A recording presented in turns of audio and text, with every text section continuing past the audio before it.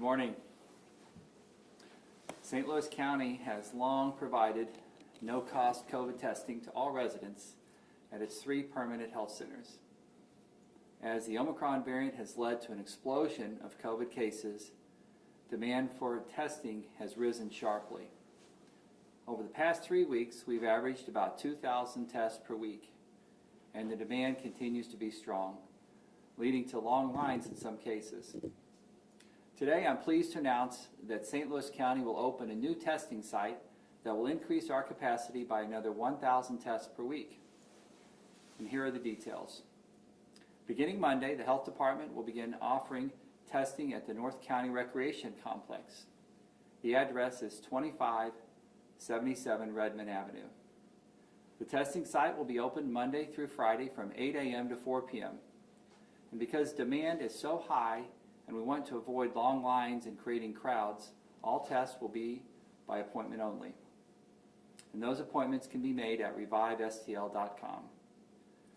Please do not show up without an appointment. Tests will be administered to residents in their vehicles.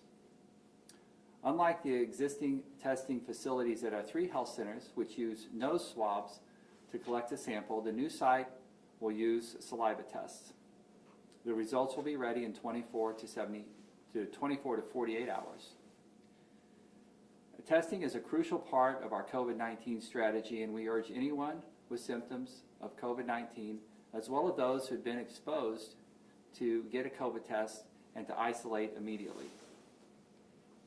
For those who have already been tested and tested positive for COVID, a second test is not necessary or recommended. Just start your isolation and follow the CDC guidelines. Also, I'd like to announce that starting today, our Department of Public Health clinics will offer Pfizer booster shots for youth aged 12 to 15. And this follows the decision late Wednesday by the CDC to authorize these shots for that age group. The shots are available to walk-up patients as well as those who make appointments. And more information can be found at our appointment page at revivestl.com. I want to encourage anyone who qualifies for a booster shot to get one. We know that booster shots strengthen our defenses against contracting COVID, and we need to use all the tools we have to fight this pandemic.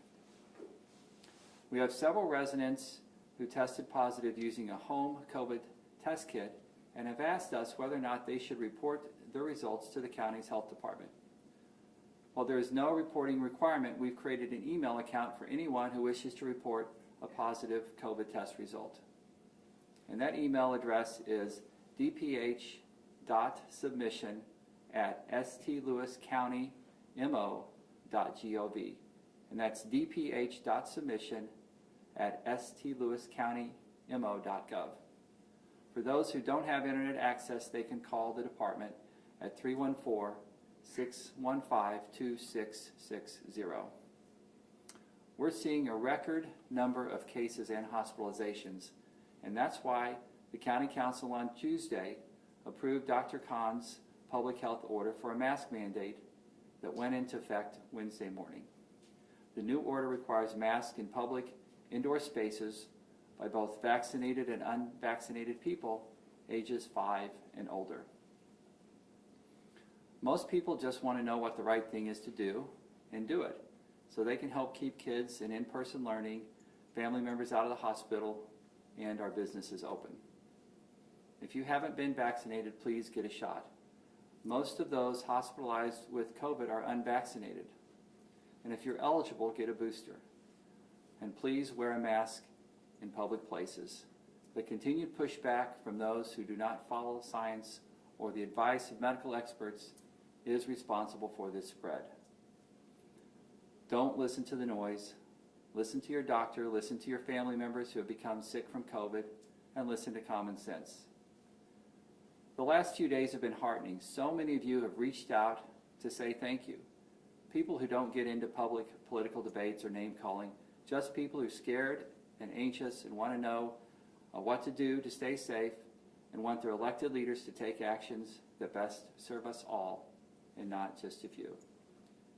Thank you, and I'd be happy to answer any questions. How confident are you that the mask mandate will Okay, the question is, how confident are we that the mask mandate will stand up to the Attorney General's lawsuit? St. Louis County has been sued many, many times since the beginning of this pandemic and have prevailed in all cases. We were collateral damage of the Cole County case. We were not a party to that case, and we're trying to intervene and appeal that decision. But we are confident that we are on solid ground with our mask mandate. We are confident that it's the right policy decision based on recommendations from the Pandemic Task Force and our Public Health Department, and we are in unprecedented territory for this surge of COVID, and it's going to get much worse. This is a question that may necessitate a follow-up question, but does the county health department offer like monoclonal antibodies or any treatment, or is that more of a state or hospital thing, basically? Well, that's a great question. So the question is about the availability of monoclonal antibodies and really other therapies. There's new COVID pills that are available. Some of them are more effective against Omicron than others. All of that's the new pills are coming onto the market, and they're not readily available. There are very few of them available in the community, very few of them available at pharmacies, and the hospitals are telling me that they're reserving those for the sickest of the patients, the highest risk patients. Monoclonal antibodies are IV therapies that have to be given at an infusion center, and they are in very, very short supply. They're only given by the order of a physician at an infusion center, and there are a few of those infusion centers set up across the community. Patients are triaged to monoclonal antibody therapy based on being high risk to have a bad outcome with COVID. Yeah, so let me think about this to make sure this is a question, not a statement. Yes, the Pfizer pill is definitely not available now. My question for you is, has the health department discussed maybe 2, 4, 6 months into the future, if there's another surge, setting up clinics to dispense the pill for people? Because that seems like it's pretty effective at keeping people out of the hospital. Okay, so the question is the health department's role in providing really broad spectrum medical care in the community. And the health department is designed to provide health care for uninsured and underinsured in the region. A relatively modest portion of the population, the vast majority of the folks, will be getting their health care through traditional health systems and their private physicians. As far as availability of the pill, I'm sure when it's readily available that the health department will add it to their list of therapies for the patient population that they take care of, which is underinsured and uninsured. But right now there is a very, very low supply of those oral therapies, those pills in the country and in our community. There are a few around, but there's not nearly enough to take care of the surge that we're in right now. Dr. Bates, we have a couple of questions from Channel 4. You touched on the reporting of the home test kits. Without those numbers into the official count, do we have any idea how many are out there that are not being reported? So the question from Channel 4 is first recognizing that the tests pick up a small portion of the patient's residents in our community that are positive with COVID.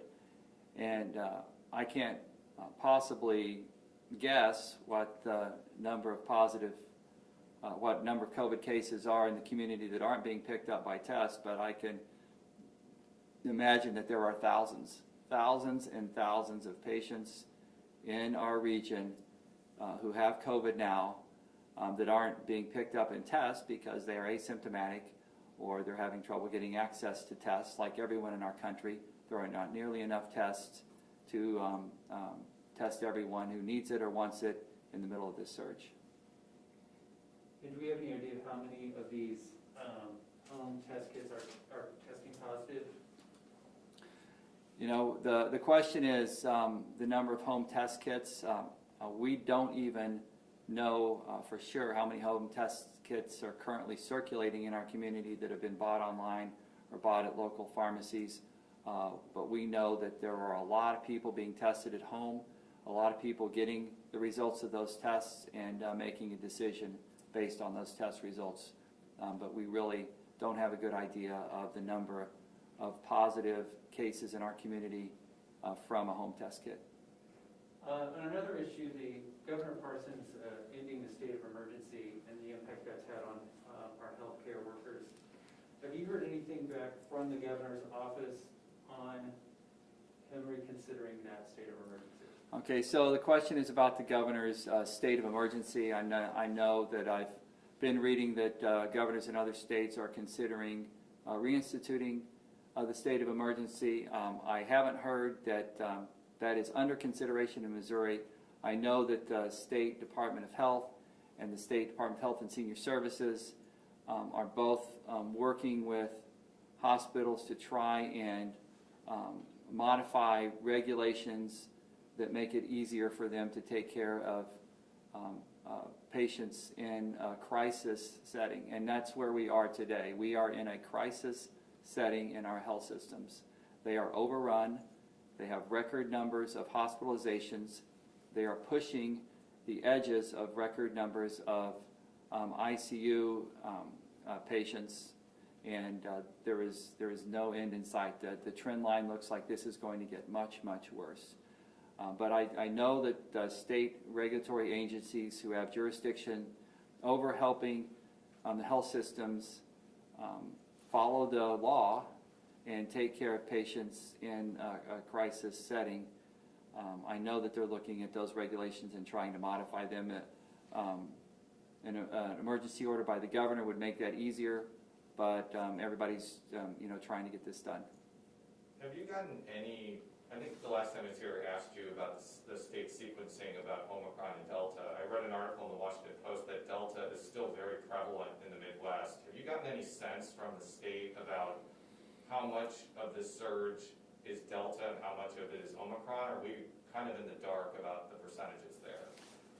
Yeah, so the question is about how much of the surge is Omicron and how much of it is Delta. That's a good question. We know across the country what I've read and seen is that 95% of the cases now are Omicron, and that behaves differently than Delta. But in the Midwest, we do have a significant footprint of Delta. I have read some reports of healthcare providers in Southwest Missouri that a lot of their cases they believe are Delta, and we know that those folks get sicker. You know what? The difference between Delta and Omicron is, the Delta variant historically has been less transmissible, but the patients have gotten sicker. Omicron is more transmissible, and the patients haven't been as sick. The challenge with Omicron is that it's affecting, it's at this case, at this trajectory, it's going to affect everyone who isn't boosted, and a whole lot of people that have been vaccinated will get infected and maybe won't get as sick as they would otherwise. But the unvaccinated folks are eventually going to get Omicron, the way it's spreading. And a portion of those get really sick and get in the hospital and get in the ICU. The total numbers of people sick and in the ICU from Omicron will be greater than the folks that got sick and got in the ICU from Delta, because so many more people are going to be sick from Omicron. And that's just how the math's going to work out. And we have to be doing everything we can as individuals, as a community, to get ready for this, to make smart decisions, put on your masks. Let's do our best to keep our kids in in-person school and help our health systems take care of patients, because right now they are really struggling. My final question is kind of going hand in hand with that. I think that what a lot of people are worried about with Omicron is it's going to affect a lot of healthcare workers, and the staffing situation is going to be much sparser than with Delta, because from what I've read, if you're vaccinated and boosted, it protects you against Delta, but not so much against Omicron. Is there any talk about getting staff from elsewhere, or are they stretched too because of this? That seems to be the biggest issue here with Omicron, from what I've read. Well, there are a lot of questions there, Jason. I'll try and walk through them. Sure. So you've recognized that healthcare workers are or people too, and they get sick. And a lot of healthcare workers are out on quarantine or out sick with Omicron. And we heard that, BJC gave us some numbers. None of those numbers are going to get better. They're going to get worse. And people are getting sick in every business sector, not just healthcare, but we're seeing a lot of restaurants, a lot of retail are shortening their hours or even closing for days at a time because they can't staff their businesses. The problem with the struggle with the hospitals and health systems now is that we see the numbers approaching and will clearly exceed what we've seen in the past with hospitalizations and ICU capacity. The difference today is that they have less healthcare workers to take care of people because healthcare workers are sick, and some of them have just said, look, we're not going to do this anymore. We're burnt out. This is happening all over the country, and there is no bucket, there is no pool to go get more nurses and respiratory therapists and phlebotomists and all the folks that help take care of people in hospitals. There's nowhere else to go. Every place in the country's dealing with this. What you're going to see health systems do to try and manage this surge is they're going to be stopping elective surgeries, and I would expect them to start to limit outpatient services, not just surgeries, but outpatient services in general that are not emergent, and shift those staff over to the COVID response.